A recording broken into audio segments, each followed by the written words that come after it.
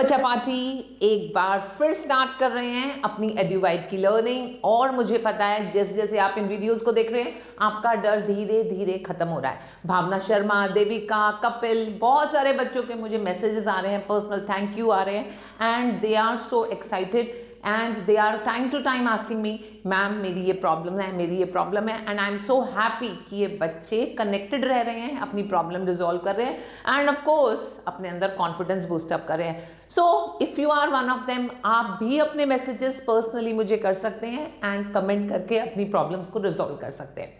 अब जर्नी आगे लेकर चलते हैं और इस जर्नी में आपकी रिक्वेस्ट के साथ मैं लेकर आ गई स्टैटिस्टिक्स क्लास 10 के लिए।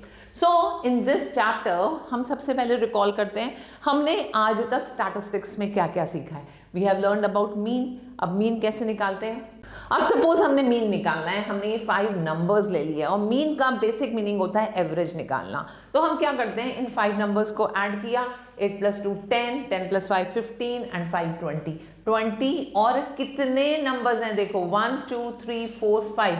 अगर हमने इसको 5 से डिवाइड किया we get mean as 4, right. अब अगर हम बात करते हैं मीडियन की, तो मीडियन एक्चुअली मिडिल नंबर होता है, लेकिन मीडियन निकालते टाइम आपने एक चीज ध्यान रखनी है। सपोज हमने सेम नंबर्स पिक किए, इन नंबर्स को हम सबसे पहले अरेंज करेंगे असेंडिंग या डिसेंडिंग ऑर्डर में। तो सबसे छोटा नंबर 1, फिर आ गया 2, देन वी हैव 4 5 एंड 8। अब कितने नंबर्स हैं, ये 5 नंबर्स हैं and 5 is a odd number.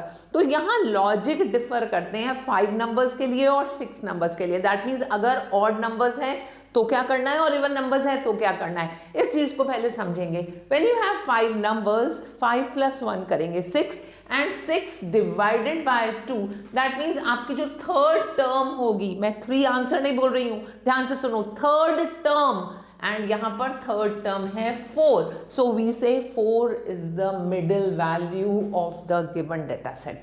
And अगर हमारी डिजिट्स इवन है, सपोज मैंने लिया 2 7 9 14 16 एंड 20, असेंडिंग ऑर्डर में कितनी डिजिट्स हैं 1 2 3 4 5 6, तो 6 डिजिट्स में हम मिडिल 2 वैल्यूज लेंगे। दैट मीन 6 को 2 से डिवाइड किया 3 आया एंड थर्ड और फोर्थ नंबर पिक करेंगे। थर्ड और फोर्थ नंबर आपका 9 एंड 14 है and we are dividing it by 2, so we get 23/2, that gives you 11.5। तो आप बोलेंगे मीडियन हमारा हो गया 11.5।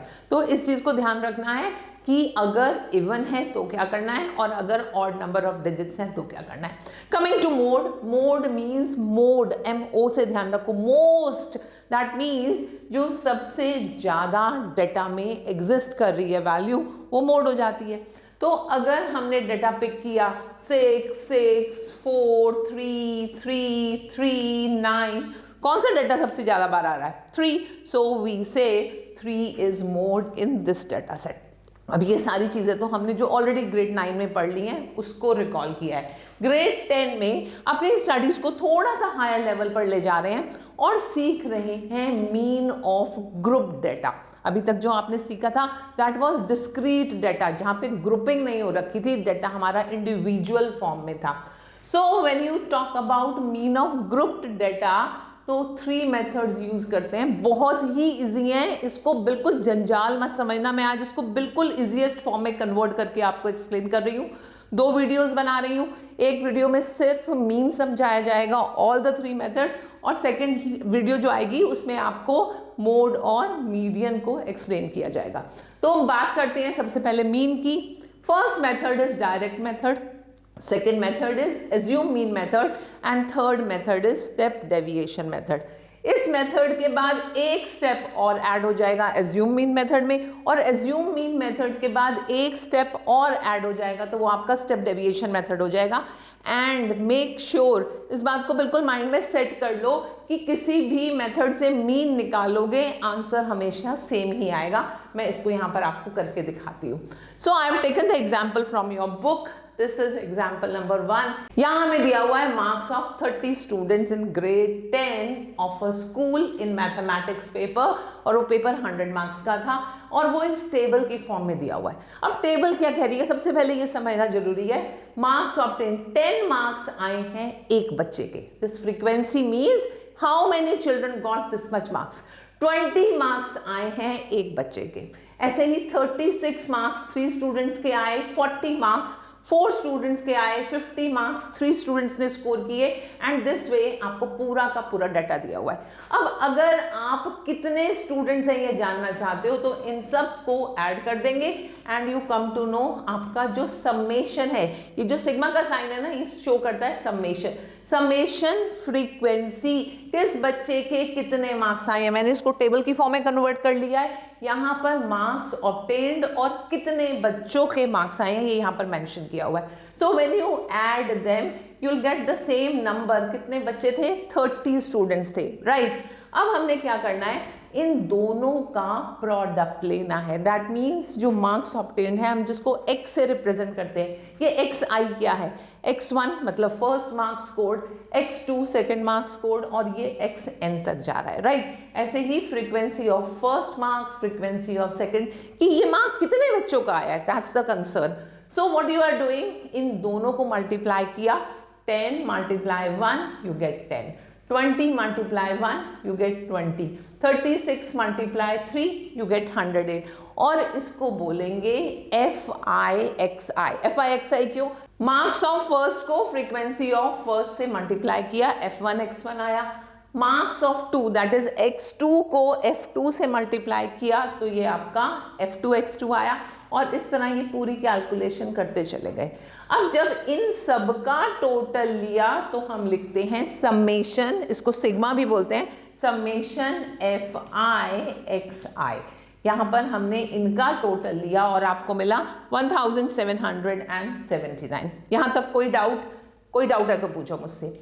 After this we find mean, ये x के ऊपर जो हमने बार लिखा ये मीन को रिप्रेजेंट करता है, and we calculated by summation XI FI upon summation FI। इसका मतलब ये वाला जो टोटल आया, इस टोटल को हम डिवाइड कर रहे हैं इससे। So finally we get the value 1779 divided by 30, and ये 59.3 आ गया आपका mean. So this is the first method जो हम बोलते हैं direct method, and this is the first method जहां पर आपको डेटा डिस्क्रीट फॉर्म में दिया हुआ है। दैट मीन्स डेटा की ग्रुपिंग नहीं की गई है। लेकिन अगर हम इस डेटा की ग्रुपिंग करते हैं, I am showing you another table. अब यहाँ पर सेम डेटा को रिप्रेजेंट किया हुआ है, क्या बोला है, 10 से 25 मार्क्स कितने बच्चों के हैं, 2 स्टूडेंट्स के हैं। उसके बाद यहाँ शो किया हुआ है 25 से 40 के बीच के, दैट मीन्स ये रेंज दी हुई है, इस रेंज में कितने बच्चों के मार्क्स आए हैं। 25 से 40 की रेंज में 3 स्टूडेंट्स के मार्क्स आए हैं, 40 से 55 की रेंज में 7 स्टूडेंट्स के मार्क्स आए हैं। समझ आ रहा है ना, बहुत धीरे धीरे लेके चलूंगी, प्लीज लास्ट तक अच्छे से समझते रहना, और चैप्टर इतना इजी हो जाएगा जो आप सोच भी नहीं सकते। फिर हमने लिखा 55 से 70 तक के बीच में हमारे 6 स्टूडेंट्स हैं जिनके मार्क्स आए हैं। ऐसे ही 70 से 85 के बीच में 6 स्टूडेंट्स हैं जिनके इस रेंज में मार्क्स आए हैं, एंड 85 से 100 के बीच में भी 6 स्टूडेंट्स। अब पहला काम करेंगे कि क्लास मार्क निकालेंगे। क्लास मार्क क्या होता है, हमने लिया upper limit plus lower limit और इसको डिवाइड किया 2 से। सो सपोज मैंने 25 प्लस 10 किया, दैट गिव्स यू 35। 35 को 2 से डिवाइड किया और हमें मिला 17.5। अब सेकेंड क्लास मार्क निकालेंगे, 40 प्लस 25। 40 प्लस 25 जल्दी से कैलकुलेट करो, 65 आया। 65 को 2 से डिवाइड करेंगे, वी गेट 32.5। और ये सारी कैलकुलेशन करनी जरूरी भी नहीं है, सिर्फ बहुत आसान ट्रिक है, क्योंकि ये रेंज 15 है। 10 से 25 तक 15 की रेंज है ना, 25 माइनस 10 15 होता है। तो ये डिफरेंस अपने आप 15 का आता रहेगा।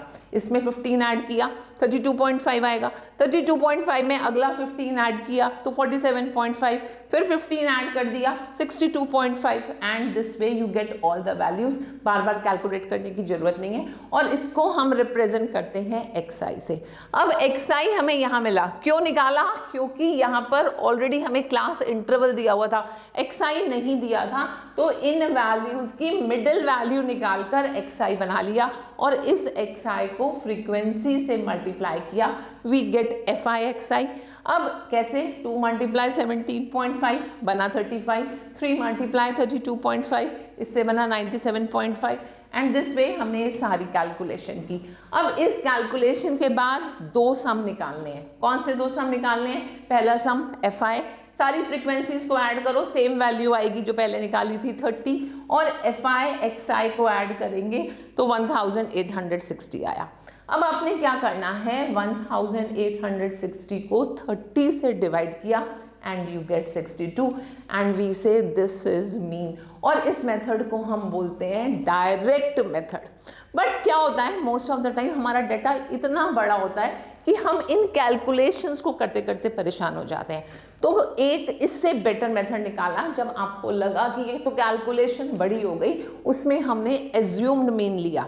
रिजल्ट उस केस में भी सेम आएगा। सी 62 मीन आ रहा है और पहले भी 62 आया था, सेम डेटा पिक किया है हमने और इस डेटा को इस बार एज्यूम्ड मीन से कैलकुलेट करेंगे तो आप देखेंगे हमारी कैलकुलेशन इजी हो गई। तो सबसे पहले हम क्या करेंगे, हमें जो डेटा प्रोवाइड किया गया है उसमें काउंट करो 1 2 3 4 5 6 वैल्यूज हैं, तो थर्ड या फोर्थ मिडिल वैल्यू होगी, उसमें से एक वैल्यू को पिक किया। यहां मैंने थर्ड वैल्यू को पिक किया और इस वैल्यू को हमने एज्यूम्ड मीन मान लिया।